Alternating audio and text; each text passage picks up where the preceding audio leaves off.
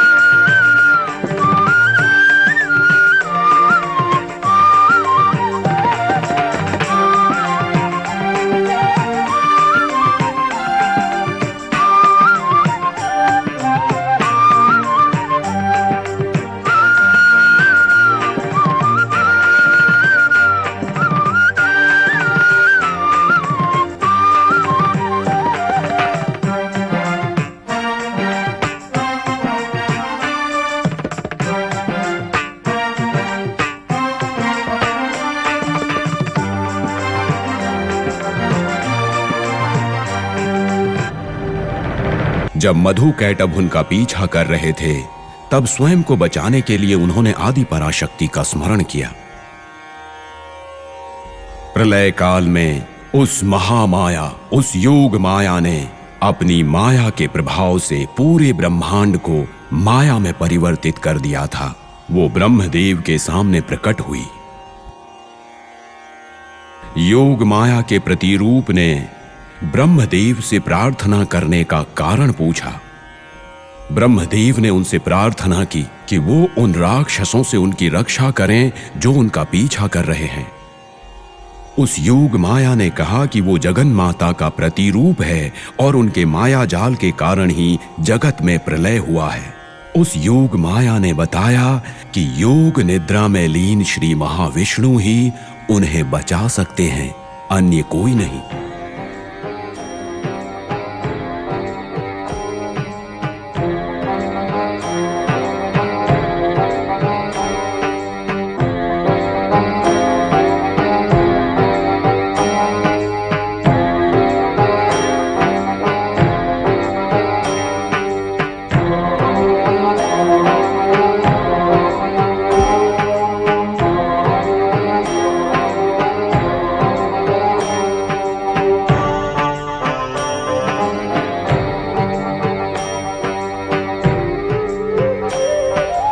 उन्होंने अपनी योग माया से श्री विष्णु को योग निद्रा से जागृत अवस्था में ले आई।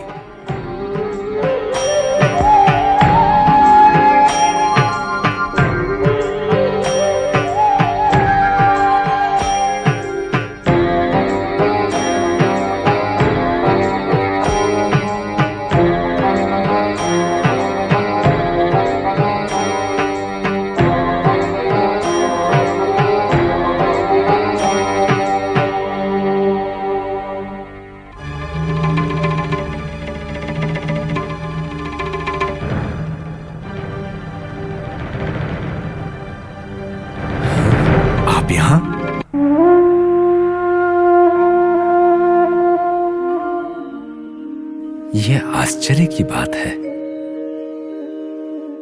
मैं नहीं जानता मैं कौन हूं और इस स्थिति में आखिर क्यों हूं। तो फिर मैं आपको कैसे बचाऊं, आप ही मुझे बता दीजिए। देखिए, ये वही राक्षस है जो मेरा पीछा कर रहे हैं। उनका वध करके मुझे बचाइए।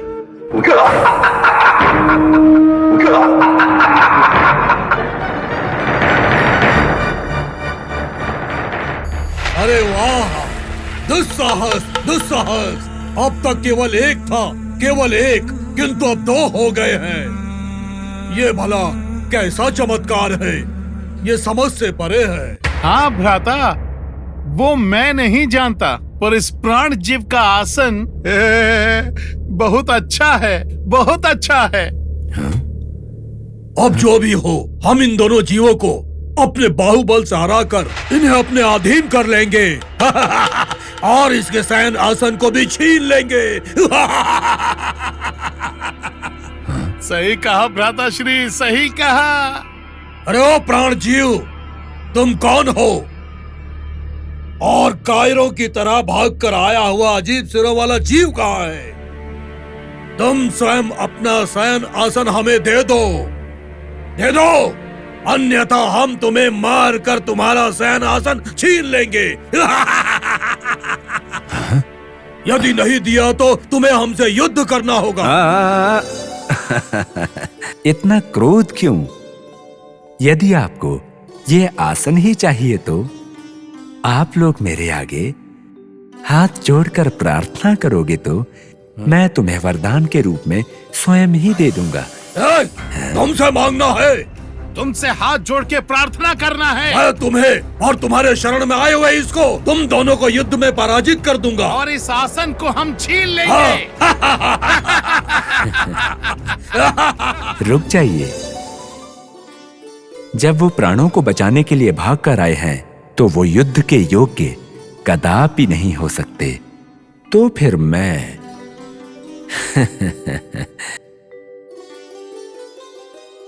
मैं तुम्हारे साथ युद्ध के लिए तैयार हूं। युद्ध आरंभ किया जाए। सुन लिया भ्राता? हाँ हाँ, सुन लिया भ्राता। रुकिए रुकिए, मेरा एक युद्ध नियम है। वो क्या है? आप दोनों एक साथ मिलकर मुझसे युद्ध करें, ये धर्म नहीं है। मैं तो एक के बाद एक से युद्ध करूंगा। क्या आप इस बात से सहमत हैं?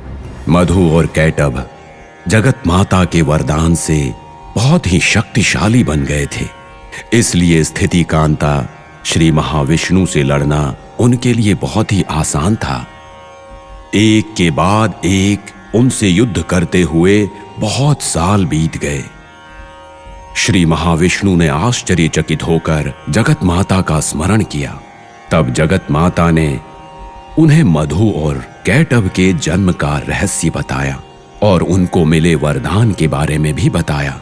उसके बाद उन्होंने कपट से मारने की विधि भी बताई। मधु कैटभ, आपके युद्ध की प्रतिमा अमोघ है, अपूर्व है। ऐसे युद्ध करते रहने का तो प्रयोजन उचित नहीं है।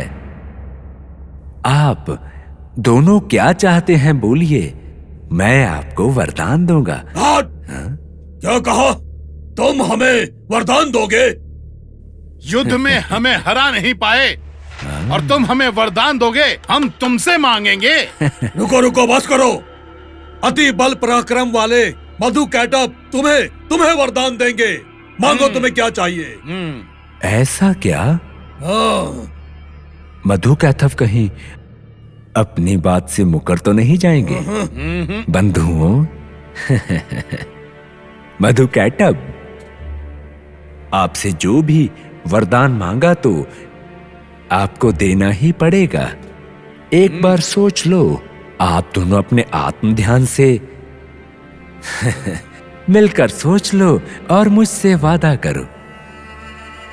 उसके बाद तो पछताना व्यर्थ है। व्यर्थ की बकवास मत करो और तुम्हें क्या चाहिए वो मांगो, हम तुम्हें दे देंगे। हाँ हाँ भ्राताश्री। तो मैं मांगू क्या? जो मांगना है जल्दी मांगो। ऐसा है क्या? तो बंधुओं, आप दोनों को मेरे हाथों से मृत्यु प्राप्त करनी चाहिए।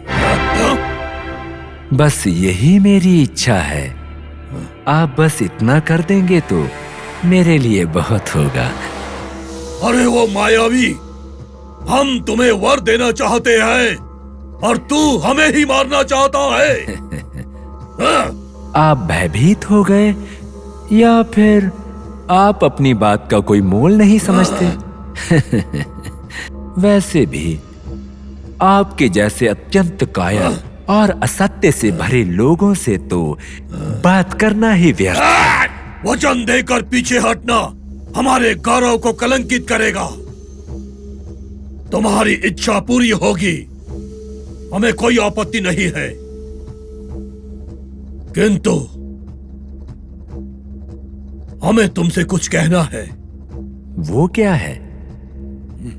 अरे ओ मायावी, अपने वचन को पूरा करने के लिए हम अपने प्राणों की आहुति देने को तैयार हैं, किंतु तुम भी हमें वरदान देना चाहते थे ना, तो क्या मैं वरदान मांगू? तो ठीक है, जो भी चाहिए आपको मांगिए। इस जलमग्न प्रदेश में हम लोग मृत्यु को प्राप्त नहीं करना चाहते। जहां जल नहीं होगा उस प्रदेश में तुम हमारा वध कर सकते हो। बहुत सही भ्राताश्री। अगर तुम्हें हमसे वरदान प्राप्त करना है तो तुम्हें भी हमारी इच्छा पूरी करनी होगी। क्या कहते हो? बहुत सही भ्राताश्री, अच्छा वरदान मांगा है। हमसे वरदान प्राप्त करने के बाद भी तुम हमें मार नहीं सकते। ऐसा है, ये पूर्ण विश्व ही जल की महिमा से परिपूर्ण है, परंतु आपने कहीं निर्जल स्थान में निवास करने के लिए वरदान मांगा है ना? ऐसा ही होगा तो अपने हृदय के तल से तुम्हारे मन की इच्छा मैं पूरी करूंगा।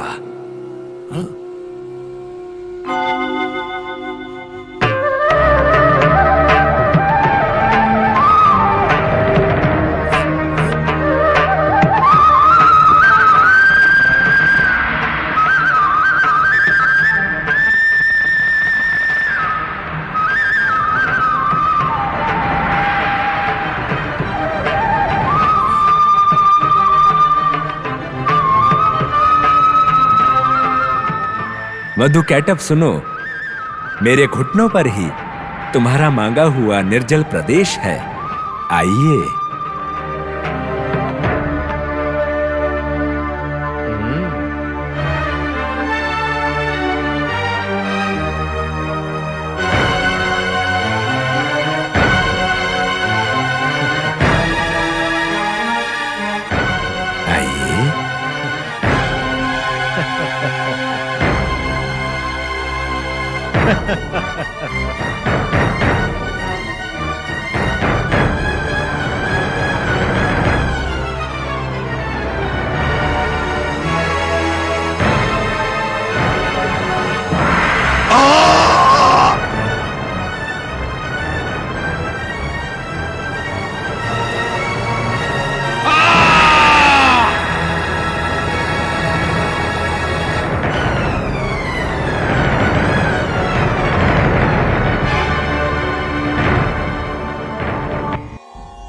मधुकैटभ का वध करने वाले श्री महाविष्णु ब्रह्मा को बड़े शक्तिशाली लगे और उसी समय भगवान शिव भी वहां उपस्थित हो गए।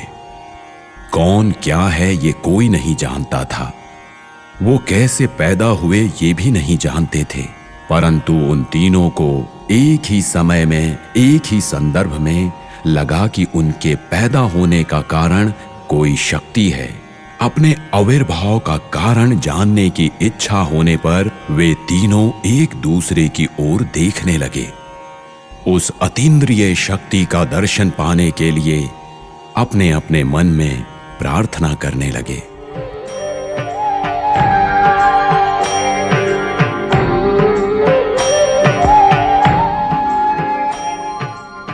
त्रिमूर्तियों, पावन मूर्तियों, आपको पहले की तरह फिर से दिव्य शक्ति दे रही हूँ। सृष्टि के कार्य को बिना रुकावट के चलाते रहना। धन्य माता, धन्य माता, धन्य माता। आदि महाशक्ति, आदि महाशक्ति। हाथ